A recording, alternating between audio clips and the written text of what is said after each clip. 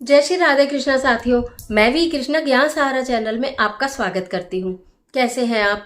आपके अच्छे स्वास्थ्य और सुखद जीवन की मंगल कामना करती हूँ। आपके और अपने इष्ट देवों को कोटि कोटि नमन करते हुए, बड़ों को प्रणाम करते हुए वीडियो प्रारंभ करते हैं। साथ ही आज बात करेंगे मार्गशीर्ष माह की, यानी कि जिसको अघन माह भी कहा जाता है, माघ का महीना भी कहा जाता है। अत्यंत महत्वपूर्ण महीना है, भगवान श्री कृष्ण को समर्पित ये महीना है। इस महीने में हम क्या करें और क्या ना करें, किस प्रकार पूजा मंत्र जाप भोग हम करें और क्या एक संकल्पित दिया अगर हम इस महीने में जलाना प्रारंभ करें तो हमारी सारी मनोकामनाएं पूर्ण होती है और भगवान श्री कृष्ण की सदैव कृपा हमारे पर बनी रहती है। आज की वीडियो में ऐसी सारी जानकारी लेकर मैं आपके बीच में, तो चलिए झटपट वीडियो प्रारंभ कर लेते हैं। लेकिन उससे पहले यदि चैनल पर नए आए हैं तो चैनल को सब्सक्राइब जरूर कर लीजिएगा और बेल आइकन का बटन जरूर प्रेस कीजिएगा, जिससे आने वाली वीडियोस का नोटिफिकेशन आपको मिले सबसे पहले। धर्म ग्रंथों की बात करूं तो कार्तिक के बाद ये अघन का महीना आता है, यानी कि माघशीर्ष का महीना आता है, यानी कि इसे माघ का महीना भी कहा जाता है। ये भगवान श्री कृष्ण को समर्पित महीना होता है। भगवान श्री कृष्ण ने कहा जाता है इसी महीने में अर्जुन को गीता का ज्ञान दिया था और अपने विराट रूप के दर्शन कराए थे। सतयुग की शुरुआत भी अघन माह से यानी मार्गशीर्ष माह से मानी जाती है। कहा जाता है कि जो भी जातक इस महीने में, हालांकि ये महीना जो होता है इसमें सर्दी पड़नी शुरू हो जाती है, ये कार्तिक से ज्यादा कठिन महीना होता है। हर एक महीना किसी न किसी देवी देवता को समर्पित होता है। इसके पीछे लॉजिक भी मैं बताऊं कि यानी कि आप सदैव ईश्वर की भक्ति में जुड़े रहें, अपने सत्कर्म करते रहें, ये भी इसके पीछे लॉजिक है। तो आपको भगवान श्री कृष्ण से इस महीने में क्या करना चाहिए कि भगवान श्री कृष्ण से संबंधित चीजें, यानी कि जो भगवान श्री कृष्ण की प्रिय चीजें हैं उनका दान करना चाहिए।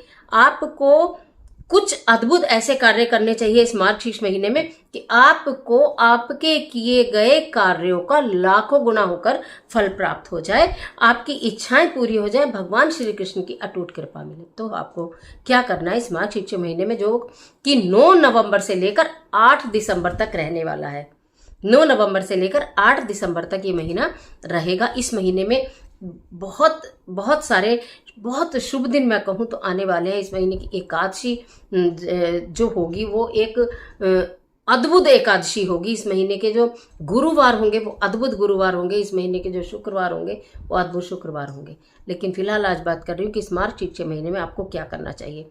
यमुना नदी अगर आपके आसपास कहीं है, आप ऐसी जगह के वासी हैं, दिल्ली में है या कि मथुरा में है या कहीं भी जहां आपको यमुना नदी मिलती है, तो आप कभी ना कभी उस यमुना नदी में स्नान जरूर करें और यमुना नदी में दीप दान जरूर करें।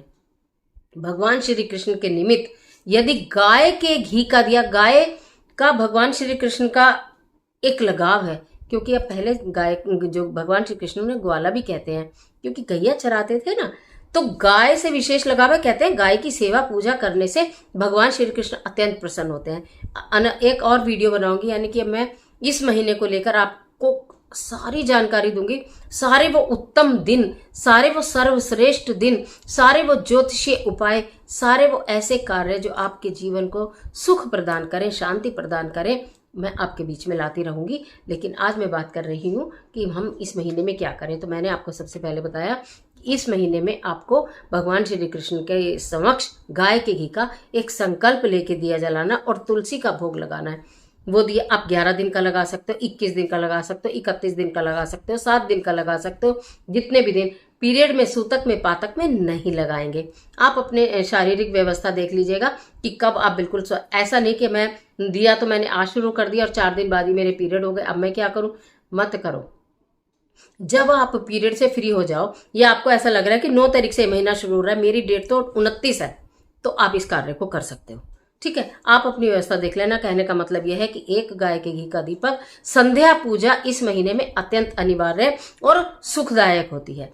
तो इसलिए संध्या के समय एक गाय के घी का दीपक अपने मंदिर में, घर के में जो आप जलाते हो, और एक तुलसी पत्र अगर प्रतिदिन भेंट करें ना भगवान श्री कृष्ण को, संकल्प लेके मैं 11 दिन 21 दिन जैसे बताया, तो अत्यंत शुभ फलदायी होता है। भगवान श्री कृष्ण को माखन मिश्री का भोग इस महीने लगा सकते हैं।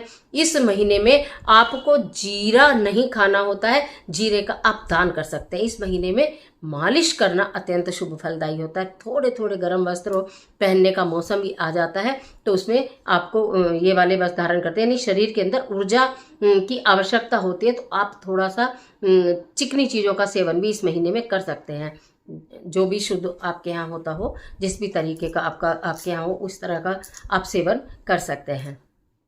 कहा जाता है कि इस महीने में जो गीता पढ़ते हैं, गीता का पाठ करते हैं, या विष्णु सहस्त्रनाम का पाठ करते हैं, या कोई मंत्र का जाप करते हैं, आप कोई भी एक मंत्र ले लीजिए, चाहे आपको लगे कि मुझे ओम नमो भगवते वासुदेवाय मंत्र का प्रतिदिन 11 दिन जाप करना है, 21 दिन जाप करना है दिया जला के, तो आप बोले लीजिए। अगर आप गीता का पाठ पढ़ना चाहती हैं घर में, तो ये सर्वश्रेष्ठ महीना है। इस महीने में आप गीता का पाठ प्रारंभ कर सकती हैं। इसके अलावा आप शंख का इस महीने में शंख की पूजा करने का और शंख के दान करने का विशेष महत्व है। आप अगर शंख आपके घर में नहीं है तो इस महीने में आप शंख ला सकते हैं, उसको पवित्र कर सकते हैं, फिर आप अपने घर की पूजा में रख सकते हैं। कभी उस शंख में दूध भर के भगवान जी को स्नान करा सकते हैं, कभी जल भरकर उसमें स्नान करा सकते हैं, रोज उसकी धूप दीप और पूजा कर सकते हैं। और आप अगर चाहें तो एक शंख लेकर वो किसी मंदिर में किसी योग्य पंडित को दान भी कर सकते हैं। तो ये वाले जो कार्य हैं जो मार्गशीर्ष के महीने में किए जाते हैं, पवित्र नदियां, यमुना नदी का विशेष महत्व है, वहां दीपदान आप कर सकते हैं। यानी कि कार्तिक माह में जो भी कुछ आपने किया उसका आप ये मानिए कि 1.5 गुना ज्यादा इस महीने में फल प्राप्त होगा अगर आप करते हैं तो मार्गशीर्ष के महीने में कृष्ण भगवान के मंदिर जहां भी कहीं आसपास सामाजिक तौर पे मंदिर बनाए, आप ये सोचिए कि ज्यादा नहीं तो मैं सप्ताह में 1 बार या 2 बार भगवान श्री कृष्ण के मंदिर जाकर दर्शन जरूर करेंगे। मतलब कहने का यह है कि किसी भी चीज का मन ही मन संकल्प लीजिए। मैं तुलसी पत्र अवश्य चढ़ाऊंगी, मैं गाय के घी का दिया अवश्य जलाऊंगी, मैं मंत्र का जाप अवश्य करूंगी, या मैं गीता का पाठ अवश्य करूंगी, या मैं प्रतिदिन माखन मिश्री का भोग अवश्य लगाऊंगी। जो भी आप कर सके, जीरे का दान आप कर सकते हैं। ये नहीं कि पूरे महीने रोज ही करना है। आप ये सोचो 100 ग्राम 50 ग्राम जीरा मैंने हर हफ्ते दान करना है, तो आप हर हफ्ते दान करिए, लेकिन जीरा छोड़ दीजिए। जीरा ऐसी कोई विशेष चीज नहीं है जिसके बिना आप नहीं रह सकते। सब्जी में डाला जाता है, हम मानते हैं, लेकिन बिना जीरे की भी सब्जी अच्छी बनती है। सरसों या राई का तड़का लगाना शुरू कर दीजिए, तो जीरा छोड़ सकते हैं। और कोई ऐसी प्रिय वस्तु जो आपको खाने में बहुत पसंद हो, कोई एक वस्तु छोड़ दीजिएगा इस माघ के महीने में, छोड़ कर देखिए। और जो चीज़ें बताई हैं वो कर देखिए। इस महीने में नाखून वगैरह और ये जो गुरुवार के दिन करने वाले कार्य हैं, इन पर विशेष ध्यान देना है आपको कि नहीं काटना है। और कोशिश ये करिए कि जब कोई आप उपाय कर रहे हो, जब आपने कोई संकल्प लिया हो, उस दौरान आप सात्विक भोजन ग्रहण करें। जरूरी नहीं है, कुछ लोग तो माघ के महीने के पूरे व्रत भी करते हैं, जैसे कार्तिक महीने में व्रत किए, माघ के पूरे महीने व्रत करते हैं और स्नान भी करते हैं। हालांकि स्नान थोड़ा कठिन होता है, लेकिन बेहद उत्तम फल की प्राप्ति करता है। अगर आप स्नान कर सकते हैं और आपको लगता है कि क्योंकि ठंड बहुत है, ज़्यादा ठंडे पानी में नहीं नहा सकते, तो आप थोड़ा सा पानी गुनगुना करके भी नहा सकते हैं। क्योंकि कुछ ना करने से कुछ करना सदैव बेहतर होता है।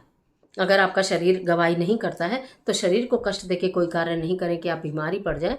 थोड़ा गुनगुना पानी करके नहा लें। अगर आपकी इच्छा है कि मैं माघ में नहाऊं, तो आप ऐसे भी कर सकते हैं। थोड़ा सा गंगा जल डालें प्रतिदिन और उसके ऊपर गुनगुना पानी डालें और फिर आप उससे स्नान करके दीपदान करते रहें। ये भी आप कर सकते हैं। व्रत आप करें या ना करें, परंतु जो मैंने बताया है कि अगर आप उपाय कर रहे हैं और आपने 11 दिन का संकल्प लिया, 21 दिन का संकल्प लिया, दिया प्रज्वलित करने का संकल्प लिया है, तो उस दौरान आप अपने ऊपर कंट्रोल रखें कि मुझे सात्विक भोजन ग्रहण करना है, बाकी पूरा परिवार जो चाहे वो खाए। तो मार्गशीर्ष महीने की बहुत सारी शुभकामनाएं। भगवान श्री कृष्ण की कृपा सदैव सदैव आपके ऊपर बनी रहे, ऐसी मेरी भी मंगल कामना है। तो आज के लिए इतना ही, इजाजत दीजिए। आशा करती हूँ वीडियो आपके लिए बहुत उपयोगी साबित होगी। मिलती हूँ एक और जबरदस्त वीडियो के साथ। तब तक हंसते रहिए, मुस्कुराते रहिए, अपना और अपने अपनों का ख्याल कीजिए। वीडियो अच्छी लगे तो लाइक कीजिए, जितना चाहे उतना शेयर कीजिए और कमेंट बॉक्स में ओम श्री गणेशाय नमः या ओम नमो भगवते वासुदेवाय लिखना ना भूलिए। ईश्वर आपकी मदद